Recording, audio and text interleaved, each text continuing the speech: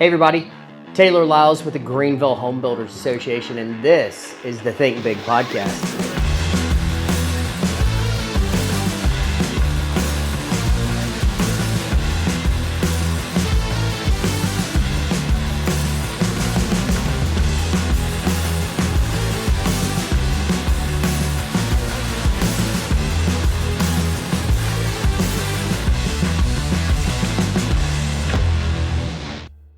Good morning and welcome to the Think Big podcast. I am Taylor Lyles, your Chief Executive Officer of the Home Builders Association. Beyond excited to have one of our current board members, Nate Moses, with Precision. Nate, welcome to the Think Big podcast. Excited to kick this thing off with you. Why don't you tell the guests a little bit about who you are, what you do, and where you're from? Sweet. Well, thank you for the invite. Yeah. I'm honored to be here and honored to be part of the Home Builders Association and all that stuff. So who I am, like I said, Nate Moses, founder, CEO of Precision Landscape Management. And we just celebrated our 15-year anniversary, actually last week. Congratulations. So 15 years of Precision in business. It's pretty exciting.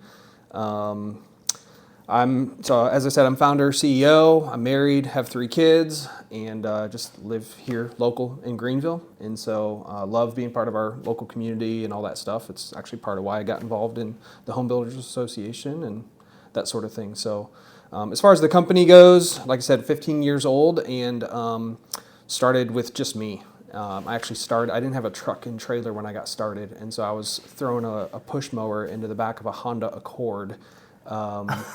Okay. 15 years ago. So yeah, not really like your typical story there, but some of the rest of it is pretty typical as far as growing the business and all that stuff. So I love what our story looks like, and it's a fun story to share. It's probably longer than we have time for on this podcast, but I can kind of give some bullet points and just kind of go over that. But today we're a team of about 80 people. And so going from 1 person to 80 people over 15 years, to some people that's a lot of growth, to some people that's not a lot of growth, but that's just our story. And so today we have a pretty diverse team.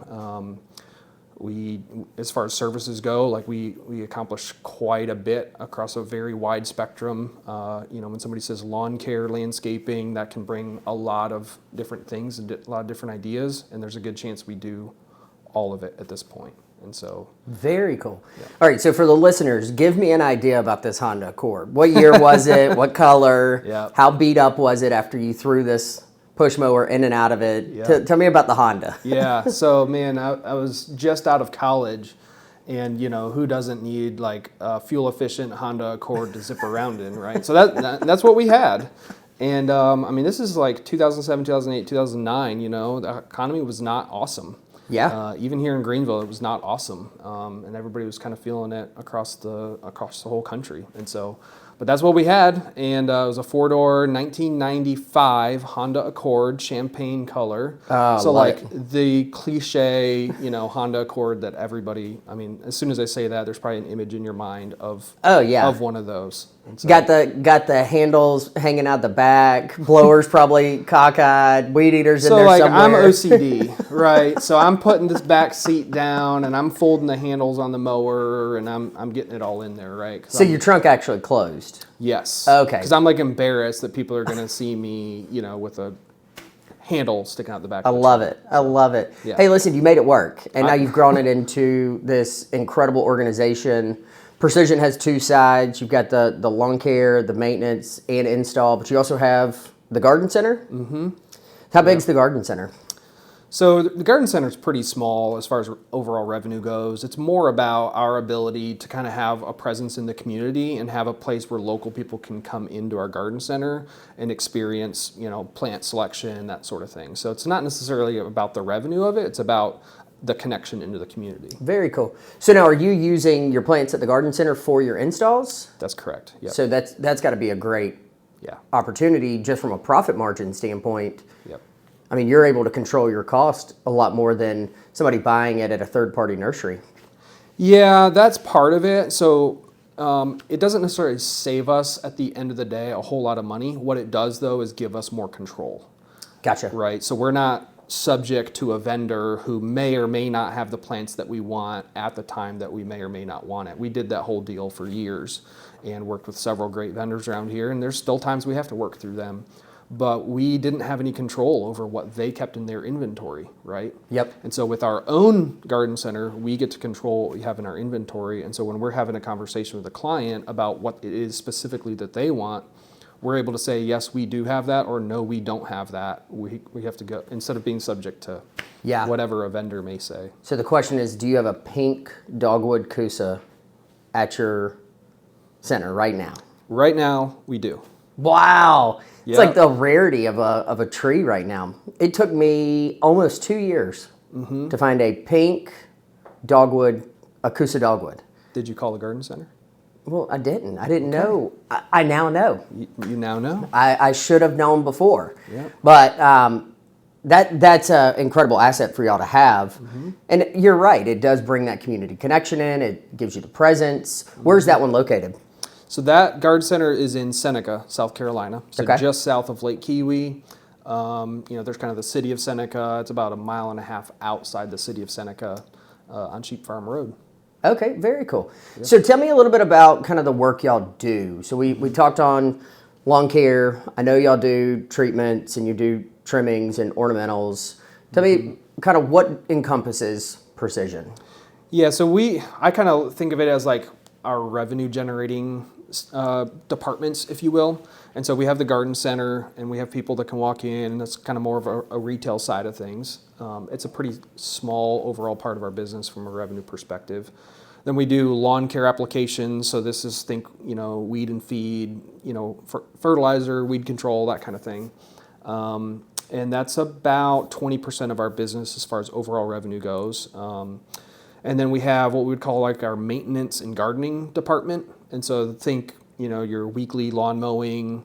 And one thing that we do that probably not a whole lot of other people do is gardening, where we're kind of boutique taking care of certain plants, roses, azaleas, hydrangeas, that sort of thing. A lot of hand pruning involved in that, a lot of weed pulling, vine training, that kind of thing. And so that's kind of all one department, because we want to make sure that as our clients working with us, they're not kind of getting shifted around to different departments. It's kind of one team, one experience. And then the fourth department is our installation. So design, install a landscape. It could be a simple $10,000 irrigation and sod. It could be a $250,000 complicated, outdoor living space on the lake with everything, plants, mulch, artificial turf, pavers, all that stuff. So truly you are turnkey. Our goal is that our clients can work with one team. Ultimately work with one team. Like there's so many things that can be involved in a lawn and landscape, right? You've got irrigation, you've got hardscape, you've got plants, you've got mulch, you've got lighting. I mean, right there, if you can't handle that in-house, then your client has to go and talk to 5, 6, 7, 8, 9, 10 different vendors. Yep. Like, can you imagine how complicated that would be? And much less who's going to actually answer their phone, right? And so our goal is, okay, well, if you choose to work with us, like we're not going to necessarily be the cheapest, but you're not going to have to chase around all these different contractors. You've got somebody who's going to answer the phone, actually get back to you. And now it's complicated for us to do all those different services in-house, but we want to have a simple experience for our clients at the end of the day. I love it. That's fantastic. As my cup says, yeah. Yeah. So on let's say you got a luxury home on the lake, you've got in-house designers, you got everybody. So for me, I think you touched on one thing that is one of the most understated pieces in landscape is landscape lighting. It changes your outdoor space massively. So you have a dedicated team just for landscape lighting. Yes, for the service of landscape lighting. So Okay. like all of our installation teams can do the installation of lighting, but as far as servicing it, making sure 6 months later, the dog may have kicked over the light, or your kid or somebody like that. Yeah. And so we can come back out and make sure everything's adjusted, make sure bulbs aren't burnt out, that sort of thing. Let's get real for a second. Are you dumping money into marketing but barely seeing any results? Go Digital can help. Using their marketing matrix, they zero in on your target audience and engage them where it matters the most.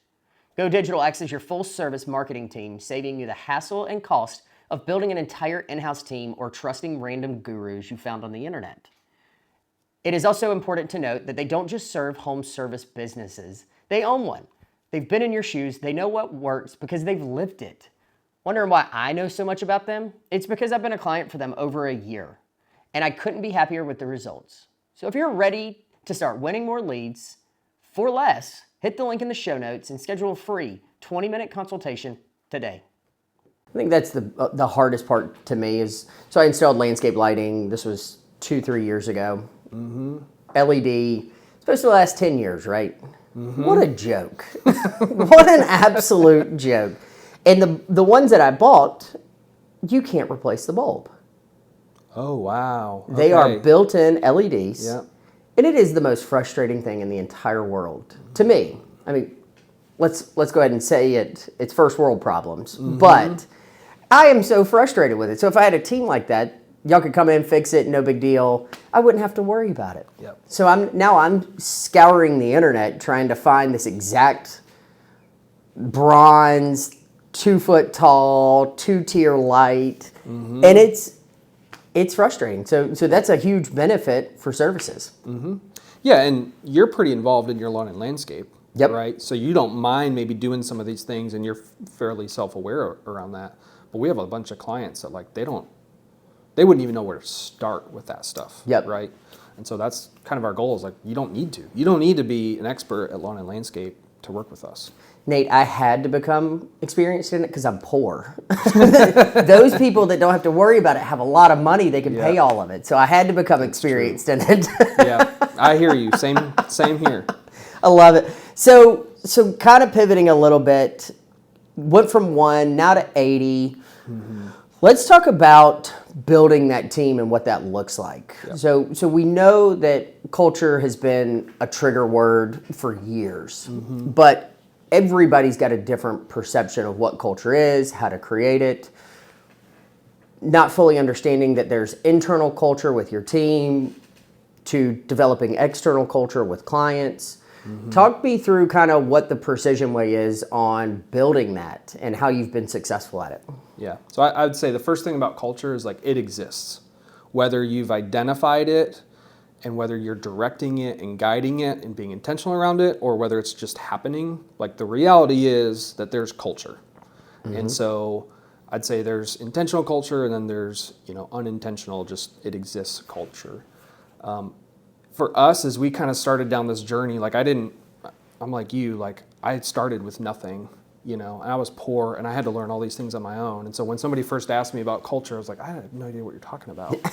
But learning what it looks like to be intentional around your culture. So the way we define it is our internal culture is our core values. And our core values are the things that if you want to be part of the team, you have to operate these ways. All of your activities at the end of the day need to fit within our 5 core values. And that's from the new guy who's a month in to me. I'm held to that exact same standard. I can't operate outside of our 5 core values, otherwise there's a culture problem. And so that's how I think you start defining what your culture is. And I think the way we did it, and there may be other ways to do it, but the way we did it is we said, hey, if we were to go to another market and Precision had to shut down and we were going to start a new business in a new market, we don't know what that market is yet, don't worry about that, but who are we taking with us? Who do we have to have on the team? Who do we absolutely have to have? All right, we have to have these, 5, 10, 8 people, whatever. Why? What about those people means we have to take them? Absolutely have to have them. And so then you start getting into their character, getting into the way that they think, the way that they act, the way that they talk, all that stuff. And you just kind of keep going down that road and you say, all right, why? Why? What about those people makes them so awesome that they have to go with us? And then what you're doing is you're taking real people and you're disseminating out of that values, characteristics that end up okay, well, that actually means that we have to have these characteristics in our team. We have to have them. Yep. No excuses, absolutely have to have them. And so that's how we took our existing team and created an intentional culture that said, all right, well, there's going to be people that fit with this and there's people that don't. Yep. And that's a tough process when you're doing a a phone interview to an in-person, even an on-the-job interview. Like it's very difficult to identify that. So I assume that you have multiple people watching them, talking to them. It's not just come in, interview with Nate, you're good to go. Yeah. You've probably heard, you hire or fire based on your core values, based on your culture, that kind of thing. Well, nobody wants to get in a position where you have to fire. Unfortunately, that's the reality of business, is at times, employment comes to an end. But we want to focus more on the hiring side of it. And so to your point, like, how do you do that? How do you identify whether or not somebody fits within your core values? And so I'll take a pretty simple one. One of our core values is willing to learn. Now, if I was sitting you down for an interview and I said, hey, Taylor, are you willing to learn? What would you tell me? Yeah. Undoubtedly, right? Yeah. Like, who's going to say that they're not willing to learn? And so it's hard to get the reality of how people think out of just a simple question like that. Yep. And so what we do is we kind of go down a layer or two and we say, hey, Taylor, tell me about the last book that you read. What did you do with that information? Hey, the last time somebody came to you and said, hey, Taylor, we think you should try doing things this way and this way because the way you've been doing it hasn't necessarily worked. How would you respond to that? And so by getting somebody to talk about real stories that have happened, you can identify, okay, well, this person got super defensive when we gave them some feedback. They're probably not actually willing to learn at the level that we expect someone to be willing to learn. Yep. We're not saying they're a bad person. We're just saying in our team, they have to be willing to take feedback. That's huge. And if they can't take feedback, they're really not willing to learn. Or if they never on their own picked up a book or read a magazine article or something like that to increase their level of knowledge, they don't have our standard of willing to learn. Yep. Does that make sense? It makes perfect sense. I love it. So that's one core value. Give me an example of another one. Yeah, so culture of safety is another of our 5 core values. Yep. And the landscape industry is not necessarily known for having, people that operate in the most safe manner. It's kind of cowboy this, cowboy that, which we can all appreciate, right? Yep. And because we've done it on our own, we've done it in our backyards, like, everybody's a landscaper to some degree. It's like, well, we got to have a little bit of respect for ourselves. We got to make sure that we still have our hearing when we're 50 years old. Exactly. We've still got to make sure that we have all of our fingers, our toes, our limbs. That's an important thing. And it's not just so, we can decrease our insurance risk. It's like, you're a human. I want you to have all those things. Yep. Can you imagine the quality of life that you would have if you're 50 and you can't hear very well, or you're missing 2 fingers because you were operating a chainsaw and shouldn't have been? Like, I want you to have quality of life when you're 50, 60 years old. And so we got to take care of our bodies now. Yep. We got to respect our bodies. We got to respect the humanity. And so for us, culture of safety really comes down to that. If you're just out there cowboying it, probably not a good fit for our team. So you're saying when I'm edging, I should have hearing protection on? You should have hearing and eye protection on. So edging in my flip-flops is not a precision way. Yeah. What you do at your home, you're responsible for. Exactly. But, I love it. Yeah. Nate's like, Taylor, you're not hired. Due to your lack of safety while you're cutting your grass. That's right. You're not hired. Yeah. Hey, you would just have to adapt to our principles. Got to have that willing to learn. That's right. So continuing to build that culture. So we've established the 5 cores. Mm-hmm. You've got an incredible team that you've kind of molded into, I guess be the best way to say it, molded into those core values. They're willing to learn, they're willing to adapt, they're willing to be safe, they're willing to challenge themselves. How does that translate into the consumer's side of culture? Yeah, so that's a good point. We would say, like, our internal culture is something that we work on, we're very intentional around, but that is not something that we're trying to say to our customers, like, oh, pay attention to us, pay attention to our core values over here. We're saying, hey, if you care, great, you can choose to engage with that, but we're actually trying to have that more just internal. Now, a customer-facing culture, we call those our 3 uniques. What makes working with Precision different than working with another contractor? And we're less focused on what other contractors are doing and more focused on what are we doing that's unique. Yep. Okay. And what we would say is our 3 uniques are something that no one else in our market is actively able to do things at the level that we're able to do them.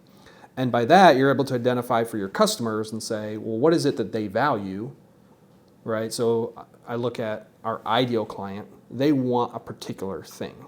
The target client, and I articulated it earlier, they want to work with one team. Yep. But like further than that, who do they want to work with, and how are we articulating that to them? And so our three uniques are reliable, responsive, and right way. They're very simple. Is the landscape industry known for being full of reliable people? Not at all. Unfortunately, the reality is that's not true. What about responsive? Do they call back? I think that Do they email back? I think that applies to the building industry in general right now, post-COVID. Yeah, and I'll just say, like, we're not trying to make anybody sound bad. Yep. We understand trades people are very busy. There's so much activity happening. There's so much going on. Like, it's all we can do to answer the phone and show up on time and all that stuff because there's so many things that have to go into skilled trades. So I'm not trying to make anybody sound bad. Yep. It's just the reality of where we are, right? And the expectations for responsiveness have gone way up, right? Yep. Like, just with the way it works. Hey, you order something on Amazon, you know exactly where it is, when it's coming, all that stuff. Like, well, people don't realize that they've actually created that expectation and moved it into trades as well. Well, is that fair for tradespeople to be able to keep up with that? Well, it doesn't matter. That's the expectation. Yep. And so I'm not saying we're Amazon. We have a long way to go to be like Amazon. But the expectation is you will communicate. You Yep. will get back to people in a timely manner. And we say that's 24 business hours, right? And so what we're just trying to do is we're just trying to stand out, right? Yep. And so you look at those three uniques and doing things the right way. It's like there's so many definitions of what the right way is, but we're saying like we're not going to hold back. We're not going to do things at a poor quality just to get it done and move on to the next. Yep. We're going to make sure it's done the right way. And so a lot of our customers have those concerns in one or all three of those areas. Maybe they've worked with another contractor that maybe didn't communicate well. All right, so what can you do to tell me that we're going to communicate at a good level? Well, hey, this is one of our three promises to you. And so if you ever catch my team not communicating, like tell us about it right away because we have a standard. Yep. As far as how we interact with our client, and that's what those standards are. I love it. Excuse me. I think one of the biggest things that the association sees. So we get 30 to 40 phone calls a week from consumers calling in and saying, hey, I'm looking for somebody to do this. I'm looking for somebody to do this. I'm looking for a builder to build me this. And one of the biggest things that we see is, and we've got a pretty detailed CRM at the association that helps us populate to make sure that we get rotation in members, make sure we get rotation in specific trades.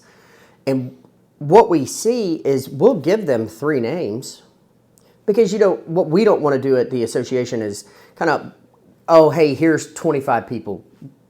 Good luck. Right. We kind of try to tailor the experience that they're going to receive from a trade or a supplier or a builder. We try to start that and create that culture at the association. One of the biggest things that we get is, hey, you gave me these three names. I found one because he actually called back. And it's painful from an association standpoint because we want to give you these leads. We want you to have a benefit that you're not paying for. Associates pay $650 a year. Builders pay anywhere from $695 to $795. Like, these are free opportunities. And you've got an association that's pre-vetting this lead for you. They're already doing price conditioning to make sure that it's realistic. I had a young lady call in the other day. She was looking to build a modern farmhouse up in TR, and she wanted it for $135 a square foot. Oh. That doesn't exist. So instead of the builder putting a negative feeling in her mind, we were able to go ahead and say, hey, just go ahead and set yourself realistic expectations that you can get the shell for $135. You may get some drywall, but it's not going to be done to the standards that you want. You're going to be more of in the $250 to $300 price. So you see all of this as it rolls through. So again, one of the biggest things that we run into is just people not calling back. I think Ben and I had a conversation on one of our very first podcasts. Ben's like, that's his biggest hang up is just pick up the phone. Call him. But I love the fact that that's one of your core principles and core promises to the consumers. Hey, we know that not everything's going to be perfect. We know that we're going to have issues. Anytime you involve humans and exterior projects or humans and interior projects or humans and building a house, you're going to have something. Yeah.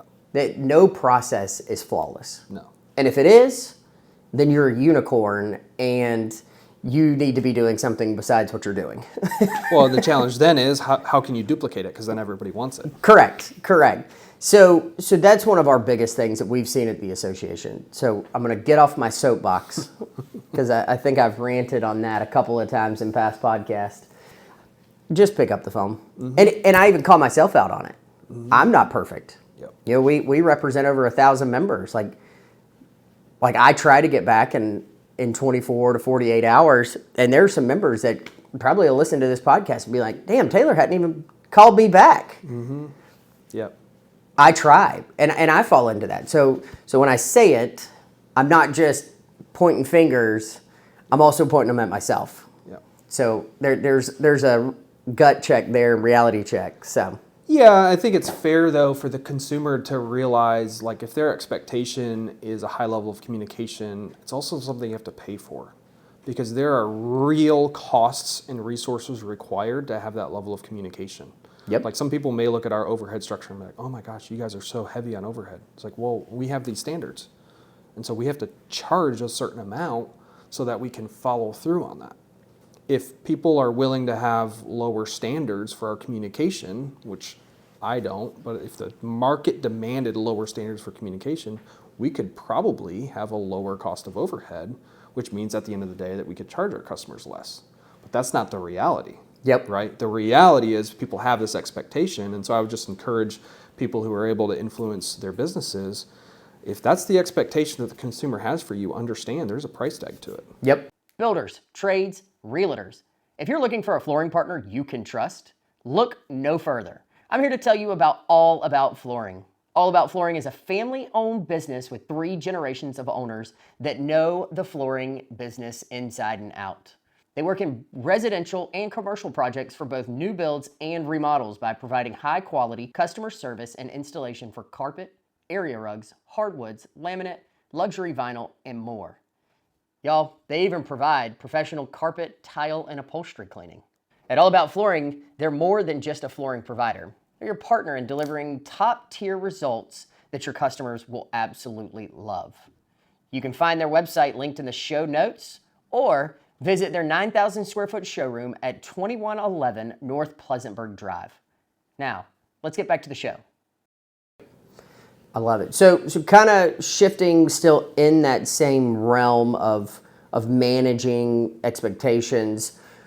You know, the landscape industry has transformed in the past 15, 20 years.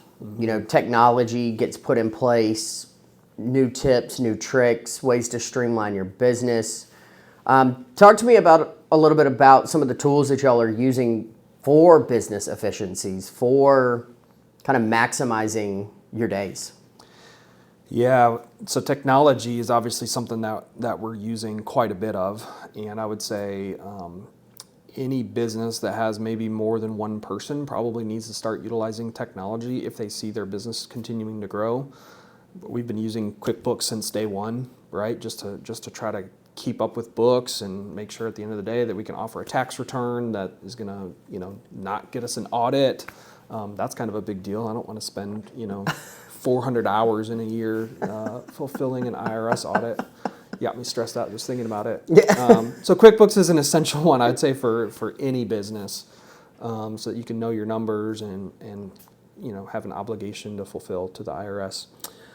I think operating softwares, CRMs, that sort of thing is something that's it's just a must-have. If you have a team of more than 5 or 10 people, you've got to know where your customers are at in the process. And then for us, an operating software we use called Aspire, it helps us to know all of our numbers for all of our clients. We know how many hours are sold to the client so that we can make sure that we're staying within that. If for some reason it's going over budget, be able to have that conversation with the client. At the end of the day, most of our trades, we're selling time, right?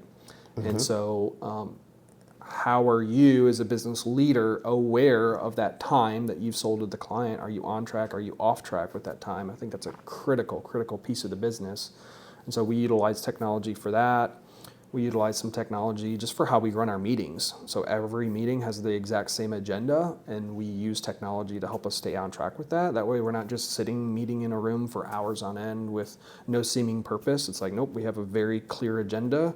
When that agenda is complete, we're done. Yep. The meeting's over.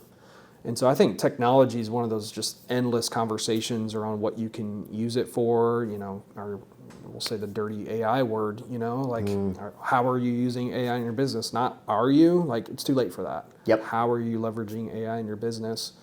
And so anyway, I'm not sure if that answers your question. But. No, that answers it perfectly. And you touched on a hot topic right now is with the AI. We're looking at using AI just in the association standpoint, from events, from email campaigns, from event notifications. That one thing we do, as you know, we do 80 plus events throughout the year. We are a very active association. Well, not everybody's getting on the website to see the social club coming up, the golf tournament coming up, the block parties, whatever it is. Yep. So we're looking at implementing AI just in opted in. I'm going to put that caveat in there. So opted into text message receivers. So we're going to end up doing, it looks like it'll be one blast text message, goes out. All members, you can opt in or opt out, but it's just event notifications. Yep. And it's just, hey, this is what's going on this week. So every Monday morning, you get a text from the HBA, this is what's coming up. You can register straight through it. So we're looking at even using that. I mean, ChatGPT has been a huge benefit. Using this technology, if you're not using it, you definitely are at a downfall. Yep. Yeah, the speed at which businesses are picking this up, you can either be playing catch up the entire time, or you can kind of be at the forefront of it. And I'd just say, it's not going anywhere. So go ahead and try to not, Yep. get left behind. I talked to a builder the other day. I'm not going to say the builder's name. Builder called me and he said, hey, Taylor, I think it's finally time for me to kind of come into the 21st century. And I started laughing. I said, what do you mean by that? He said, well, I do 6 to 7 homes a year. They're $1 million to $2 million. Very successful builder. He goes, I don't have a website. Ooh. I was like, okay. He goes, I said, well, that's easy. Gave him a contact, was able to get connected with him. I said, where else are you struggling? He goes, well, I got a lot of areas. And I just started laughing. I said, what do you mean by that? He goes, I still use my debit card and I still write paper checks to pay for all this stuff. I said, wait a minute, your lumber packages. He said, yeah, I put on my debit card. I was like, I'm sorry. Congratulations for being in that cash position to be able to do it. But do you understand what credit card points could do for you? Capital One's got a 2% unlimited card and it's a non-1099 check. Yep. Like, he goes, wait a minute. So I could be making 15, 20,000 back. I said, yeah. He goes, okay. So I'm having lunch with him in a couple of weeks. So we're just going to do a deep dive on everything. Yep. So hopefully we can get him into the 21st century. That's right. I may introduce him to AI. I may. Just blow his mind, right? Just completely destroy him. Yep. Show him ChatGPT. Yep. Show him QuickBooks. Do the whole thing. Yep. So it'll be interesting. But hey, the key there is they recognized it, right? And they're willing to do something about it. And I'd just say, like, tradespeople in general, we're so busy doing our trade, it's hard for us to keep up with what the business demands are and the technology demands. Like, I get that. But you need to be able to kind of tap into something that says, hey, this is what modern businesses are doing. Yep. Otherwise, you'll get left behind. And Yep. you'll miss out on key things that you just pointed out. There's two sides to that. You do eventually get left behind, but one, speaking on the power of word of mouth for his standpoint, 6 to 7 homes a year from 1 to 2 million, and you don't have anything in place. that right there, to me, that shows you the power of word of mouth, but it also shows you that, maybe some of it is not really needed. Maybe you could save a little bit of time, get some of his time back. Yeah. Oh, there we go. Nate's going to talk about buying back time. Nate, we've had this conversation. You're already helping me with it. Trying, yep. Thanks for the opportunity. Yeah. So tell me this, as we go to close up, I like to close it up on a memorable job. Yeah. You came from the Accord to this incredible business that's thriving and continually fulfilling dreams. Yeah. I mean, that's kind of what it comes down to. You're offering time buyback. You're offering this luxury lake design that people get to experience. What is a job that truly stands out in your mind that makes you go, wow, I'm so excited about that, or wow, I learned a lot from that? Yeah. It's interesting. I'm curious how many people go with the positive experience versus the troubling experience that they learned a lot from. It's about 50-50 right now. All right. Well, maybe I'm a negative person, or maybe I'm more focused on what I learned from. But the first thing that comes to mind is a job that we just absolutely screwed some things up. And man, so many lessons. It's just kind of where we were in business and some of the things I had to learn. They were leadership lessons, they were business lessons, finance lessons, subcontractor lessons, team management lessons, all that stuff. But we had sold in kind of an outdoor living space for somebody, beautiful, about 1,000 square foot paver patio, had a fire pit in it, had a fireplace in it, beautiful custom fireplace, insert grill, countertop with a pergola, right? So like it's everything. Yeah. And we didn't really know our numbers super well back then, and maybe the person selling it had just kind of sold an idea and hadn't done all the math to figure out the pieces that were involved. And so, you get the customer to sign up, for this at that time, and to us, a big check. It was like 35 grand, something like that. Today, that job would be like 100 grand. Yeah. And even back then, it probably should have been maybe 50 or 60 grand. We absolutely lost so much money on that.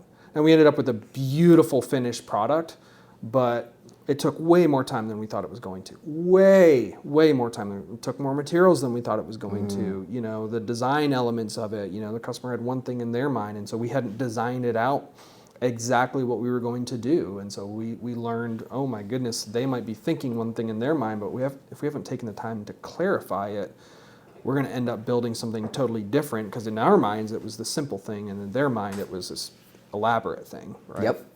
And so there's so many things that we learned from that. It turned out beautiful. We actually used that project in a lot of pictures, a lot of material that we use now, because we got to find some way to make it make money, right? But it turned out beautiful. But man, the client was frustrated because we weren't meeting their deadlines, because again, it was way more complicated than we initially thought it was going to be. And so we learned about design and clarifying expectations. We learned about charging what we need to charge to make sure that we're not sacrificing quality on the job.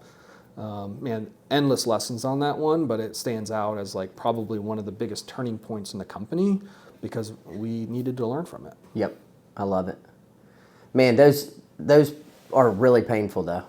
They're really So painful.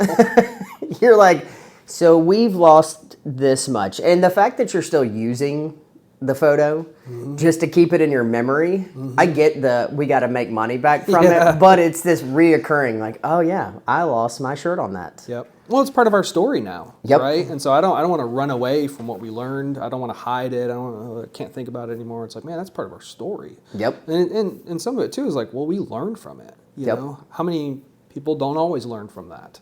And so I want to make sure that as we continue to grow and as other people within the organization grow, like we have that aura of like, no, we will learn from this. I mean, it's in our core values, willing to learn. Right? I think it's a choice of a business owner. You choose to learn from it, or you choose just to say, all right, well, I lost it. We're going to forget about that. We're just going to move forward. I think it's an active choice for a business owner and a team to say, all right, we really we really messed up here. Yep. So how are we going to fix this? Yep. I love it. Well, Nate, as we wrap up, all the people listening to the Think Big podcast, thousands of people, thousands. Tell them how to get in contact with you. Where can they find you? Remind them of where the nursery is. Yep. Yeah, so the easiest way to find us is our website, precisiongvl.com. Kind of have a local shout out there. precisiongvl.com, it's that simple. Obviously, we've got Instagram, we've got Facebook, LinkedIn, all those kinds of things where you can access us as well, but just search Precision Greenville, Precision GVL. Our garden center is located on 410 Sheep Farm Road in Seneca. And so if you're in the area, if you're at the lake for some reason, if you're just visiting, it's a beautiful garden center. You'll experience people that'll come out and chat with you about the plants that you may be interested in.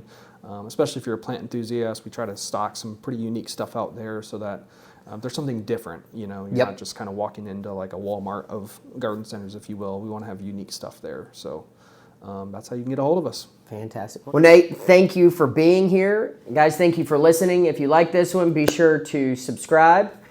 We can't wait to see you on the next one. Thanks for listening to the Think Big podcast.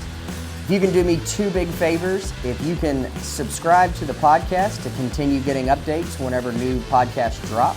And also, if you can scroll to the bottom of the page and just give this podcast a review.